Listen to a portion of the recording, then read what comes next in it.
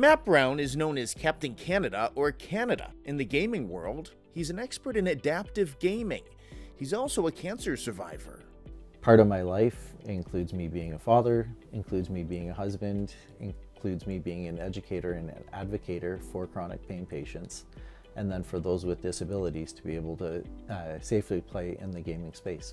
Matt started the Warriors and Survivors Esports Gaming Lounge. The mission of the organization is to help support people, their families, and caregivers who are battling the many forms of cancer.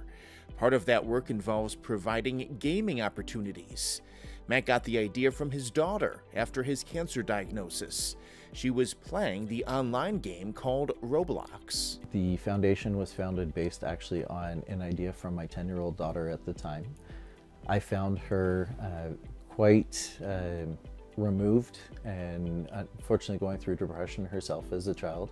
She had some very hard questions that she had yet to be answered from the doctors about what does chemo mean, what does post-cancer mean, what is the chances of survival, all of these questions that a 10-year-old was facing. I found her in Roblox the game. She had developed a little personal mobile trailer that she was using to have other friends come in, and designed it on the inside to have a movie space and to have video gaming space. And through the game itself, because of the online aspect, she was having people drop into her world and started interacting with that space. And I happened to ask my daughter, "What is that?" And she said, "Dad, it's my cancer support."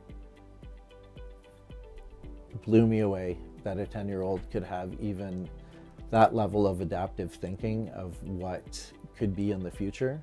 Matt loves helping kids and families realize that it doesn't matter if someone has a disability or not. They can play video games.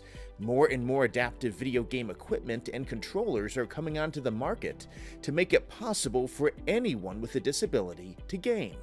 Matt uses adaptive equipment himself. I ended up crushing my thumb, unfortunately, in an accident, and that was the beginning of me needing to think of my future as a gamer in a little bit different sense.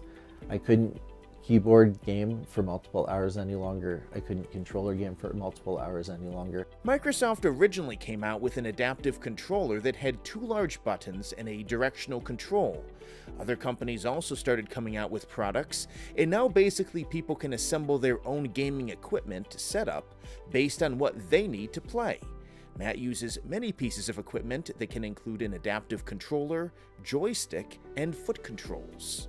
Using Microsoft's adaptive piece and Logitech's adaptive buttons, I've been able to essentially make a full body adaptive controller incorporating my feet, my hands, and being able to do what's now known as co-pilot gaming, where 2 people can play at one time to control 1 character.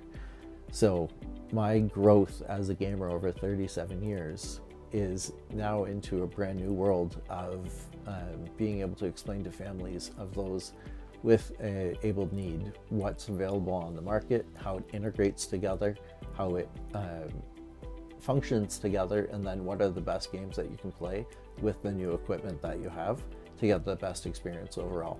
There is now even technology to allow people who are quadriplegics or who do not have use of their arms and legs to operate video game controls through their mouth or use their eyes to play certain games. With technology now, truly anyone can play video games. To learn more about Matt and his organization, log on to www.wsegl.ca.